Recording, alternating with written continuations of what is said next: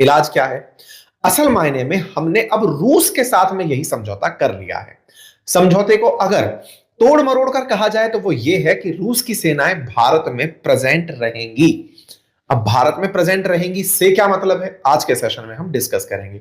Number दो, भारत के साथ में इन्होंने जो रेलॉस एग्रीमेंट किया है, उस रेलॉस एग्रीमेंट के लिए रूस की संसद, जिसे ड्यूमा कहते हैं, वहां पर परमिशन दे दी गई है। अब यहां पर एक पॉइंट ऐड होता है, रूस की सेना हमारे यहां रहेंगी तो क्या हम किसी तरह से स्वतंत्रता से अलग अलग हैं क्या? क्या हम संप्रभु राष्ट्र नहीं है क्या?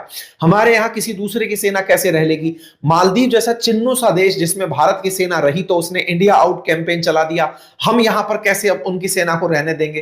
तो देखो, आंसर तो आपके दिमाग में बन चुका है कि असल मायने में जब अमेरिका की सेना पाकिस्तान में थी तो अमेरिका खड़ा हुआ था पाकिस्तान के साथ जाकर के। अब अगर रूसी सेना भारत में रहेगी तो भारत के साथ रूस खड़ा रहेगा। यह आंसर आप बना चुके हैं, लेकिन मैं आपको एक चीज और ऐड कर देता हूं मेरे प्यारे साथियों। रूस भारत के साथ हमेशा उन समयों पर खड़ा हुआ है जब अमेरिका पाकिस्तान के साथ चला गया है। यह इतिहास गवाह है।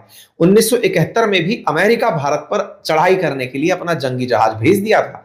ये तो रूस के द्वारा भारत की रक्षा के लिए भेजे गए जहाज थे, जिनके चलते अमेरिका ने भारत पर हमला नहीं किया। कुल मिलाकर के पावर को बैलेंस करने के लिए भारत ने रूस के साथ एक एग्रीमेंट कर लिया है जिसका नाम रेलॉस एग्रीमेंट है। बाय द वे, अभी पुतिन की यात्रा होना बाकी है, वो कल आएंगे, उससे पहले ही संसद से परमिशन आ चुकी है। लेकिन सर, सवाल तो बड़े बनेंगे, क्या भारत ऐसा कर सकता है? क्या भारत दूसरे देश की सेना को यहां रहने दे सकता है? तो मैं आपको जवाब में दे दूं, एग्रीमेंट में कहा यह गया है कि भारत की सेना रूस के air bases, ports, military bases, इनका उपयोग कर पाएंगी। अब भारत को जाकर के तो जंग लड़नी नहीं है सेंट्रल एशिया में, हमें तो अपनी जंग में रूस का साथ चाहिए। लेकिन एग्रीमेंट में जब दो तरफा बात हो जाती है तो लगता है कि हमें बराबर ट्रीटमेंट दिया गया है। बस उसी बराबर ट्रीटमेंट के लिए आज का सेशन है, क्योंकि पुतिन की यात्रा के साथ ही चर्चाओं में रेलोस एग्रीमेंट चल रहा है। भारत और रूस के बीच के जो बेहतरीन संबंध हैं, उनके अंदर एक नया अध्याय जुड़ गया है।